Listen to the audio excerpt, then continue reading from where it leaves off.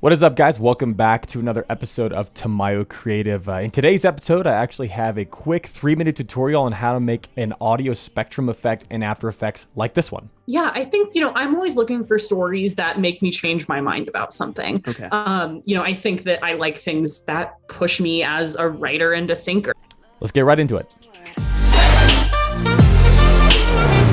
Okay, guys, so as I had mentioned in one of my previous videos, the single track podcast that my buddy Finn hosts is really getting a lot of traction. It's growing very quickly. So what we've decided to do is create these quick motion graphics with an audio spectrum technique on it in order to get them out to Instagram Reels, YouTube Shorts, and even TikToks. So I'm gonna show you exactly how to do that real quick. So right now we're in After Effects, and the first thing that we're gonna do is we're gonna take our JPEG that I had created in Photoshop a little while back, and we're just gonna put it right here on your timeline, okay? This particular guest is Zoe Ram. Finn got to interview her last week for a really awesome episode of the podcast. And what we're going to do is we're going to make a little audio spectrum effect down here in this blank corner that you see right next to her name. So what do we need to do first? Obviously, we need to bring our JPEG and put it onto our actual project timeline. The second thing we need is you need your actual recording. So here we have up here the recording of Finn and Zoe right here. We're going to bring it down to our project timeline, okay? So now that we have both those things set up, you're ready to go. And like I said a little while back, this is actually built into After Effects. If you come over here to your Effects and Presets tools, you're going to come down here to Generate. You're going to click that drop menu. And you're going to come down here to Audio Spectrum. And what you're going to do is you're going to take that and you're literally just going to drag it right on top of your project. Now, if you have a project with a bunch of different layers, you're going to have to pick a layer to put it on. That's why I create a JPEG first formatted for this, because it's a lot easier just to drag and drop right on top of a picture as opposed to several different layers in a Photoshop document. So as you can see, it comes on top here and it's an all black screen. The first thing we need to do is you need to come over here to your Effects and Presets and Effect Control panel, and you're going to click Composite on Original. When you click that, that black screen goes away, and you still have your kind of little sound dots right down here. And that's basically the same thing as like a screen blend effect in Photoshop or in Premiere Pro.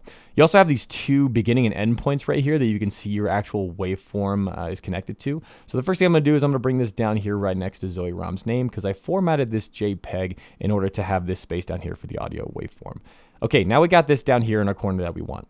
We're going to come up here, though, to your Effect Controls panel, and you're going to see that they're really close over here on the right side, 1958, 1954. I'm going to make them both 1958. That way, it's a perfectly straight line all the way across as opposed to one point being higher than the other.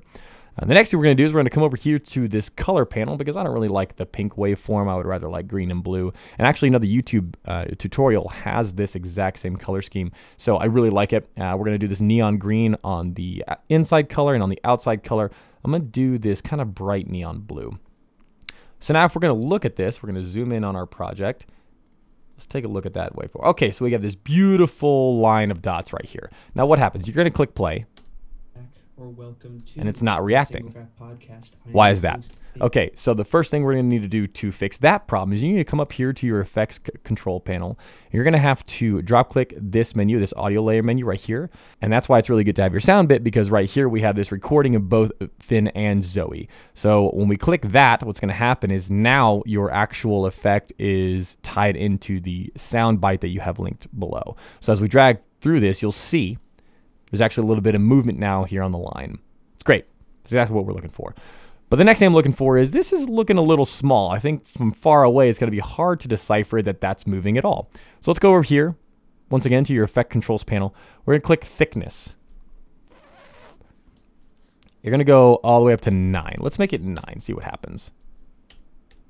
Oh, look at that. Boom. It's a lot thicker and a lot more noticeable, a lot more visible now. So as we go through, you can definitely see it's a little bit thicker. Okay, now the other issue that I'm having is it's not moving enough. You're going to come back over here to your Effects Controls panel, which seems to be the favorite, and you're going to click Maximum Height here. I'm going to make it 1500 because I don't want it to bleed too much into the photos. And just like that, we're kind of scrubbing through, and as you can see, it doesn't touch the photos, it doesn't go over the line on the bottom, and then you're good to go. There you go. And now you can take whatever portion of the clip that you want to render, and that can be your entire little clip. And there it is. What we're going to do for the single tracker is we're going to make anywhere from 15 to 20-second clips of a quote that Finn picks from the actual recording, and we're going to make that the sound bit here in order to get on Instagram Reels, YouTube Shorts, and TikTok. So And for fun, this is basically the entire effect, but for fun, if you want to change up the look a little bit, you can go over here to your effects control panel and your display options. Right now I have it on digital. You can go to analog lines, and then it looks almost like a little heart rate monitor, which is pretty cool.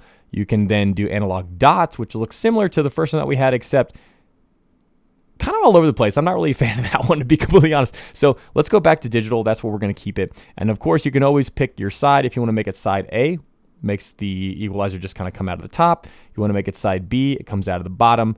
And then I like both sides A and B because you get a full range of motion there on your audio waveform line. So yeah, there you have it. From there, you can just render it out. And then you have yourself a little short motion graphic clip with an audio spectrum effect that's built into After Effects on it. Okay, guys, that was it for today's tutorial. Stay tuned. I have some really exciting videos coming up, particularly with a professional videographer who lives in Chapel Hill, North Carolina. We're going to be recording out of his studio, and I'm really excited to see the kind of stuff that we're going to be producing over the next couple weeks. So I will see you guys in the next one, and thanks again for watching. Make sure you like, comment, and subscribe if you learned something today, and I will catch you guys later. See ya.